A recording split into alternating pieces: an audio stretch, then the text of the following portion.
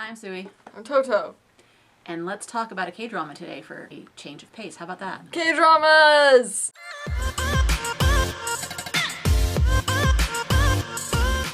Let's talk about this drama that's called I'll go to you when the weather's nice. That's what Vicky calls it.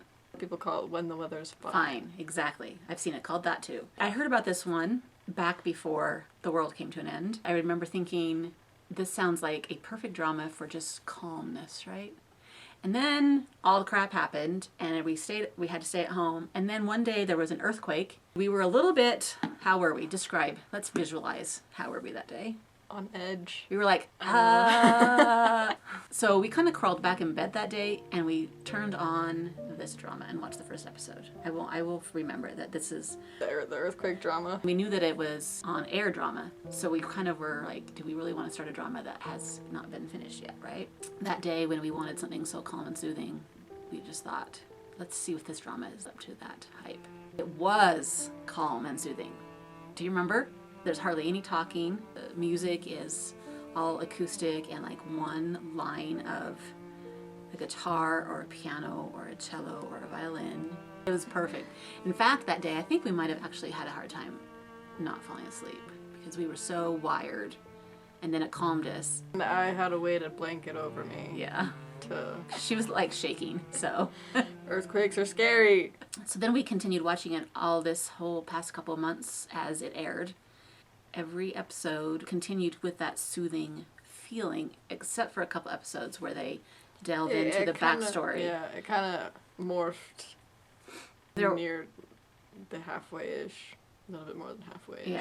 Yeah, there was a couple episodes that were far from calming, in fact, bordering on quite disturbing.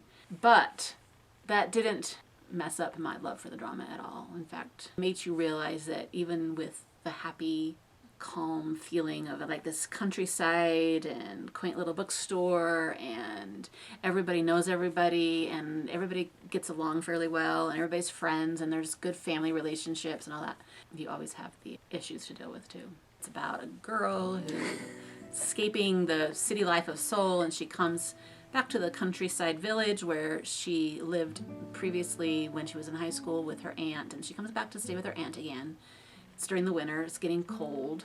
So the weather theme is kind of like a symbolism of all the people in the drama feeling lonely and cold, and then when the weather warms up, their hearts are warming up and they become changed people because of the relationships that they make. Well, especially our girl, who's played by Park Min-young, who is one of our most favorite actresses. And she's really good in this one because she just has a way of being able to portray these feelings without talking much. Actually, she does some talking, right?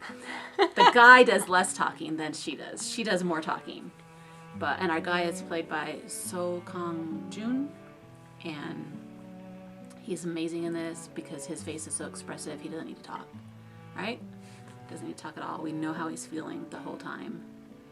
So he runs a bookstore in this little village, and they knew each other in high school, and so it's like they rekindle the relationship, even though they didn't have a relationship in high school, except he crushed on her during high school. But they rekindle their acquaintance, I should say. Like they knew each other, but they weren't really friends. And then it turned into more.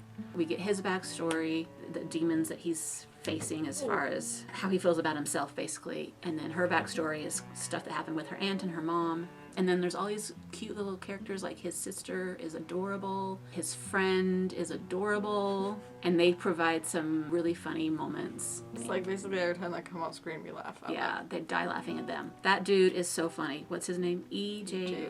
He's been in a couple of things, but he's fairly new, and he's so young. He's like your age. I know, we looked that up. A year older than me. Oh, but he's playing like a 30-year-old. And you found out that he went to your university. Oh yeah, he went to my university in Korea that I went to. He was there when you were there. Because he's so young, he probably is still going. He was there. Probably like walked past him. I mean, a lot of times actors and idols don't actually physically go to class.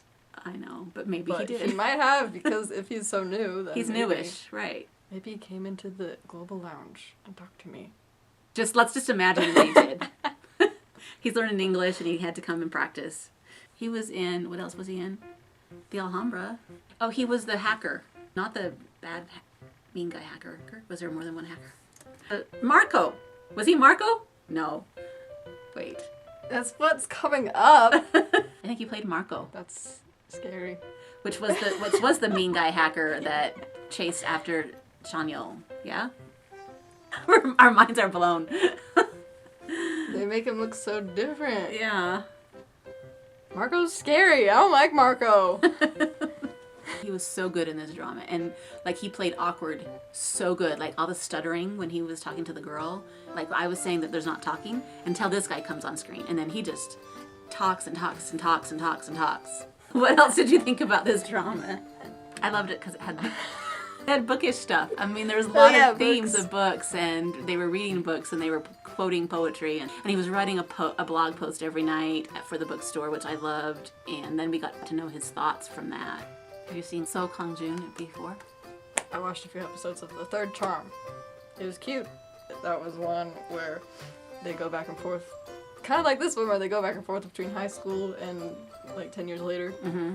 His high school self in that one is a really, really awkward nerd with braces and like glasses and like... Really?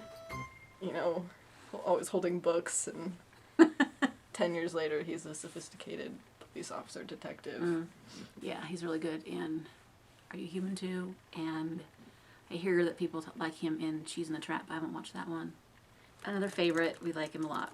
I think lots of people have been watching this one, but if you haven't watched it yet, then check it out, especially when you feel like you just need a soothing, calm, slow-moving, slow burn kind of drama, except for those couple episodes. It's very much the characters and the town. I feel like the town itself is a character. Yeah. Right. There's absolutely no action. There's not really even a mystery. I was going to say, that backstory isn't really a mystery for us. It's kind of a mystery for our character, but for us, we know what's going on pretty much. So there's our talk on that one. Go watch it if you haven't already. 5 stars to this one. I gave it 10 stars on my drama list. Actually, I didn't do drama list, but if I was on drama list, if I remember to go on there, I would give it 10 stars, 5 stars, 10 stars, whichever one. It'll probably end up being in competition with Crash Landing on You as my favorite drama of this year, unless some really amazing drama happens. The King? Do you think The King will be more? Oh, right, The King might. All right, thanks for watching. Let's be friends in K-drama together. Bye. Bye. 겨울이 꾸는 꿈처럼 너는 내게 다가왔다. 상상도 못한 선물을 받은 것처럼 넌 그렇게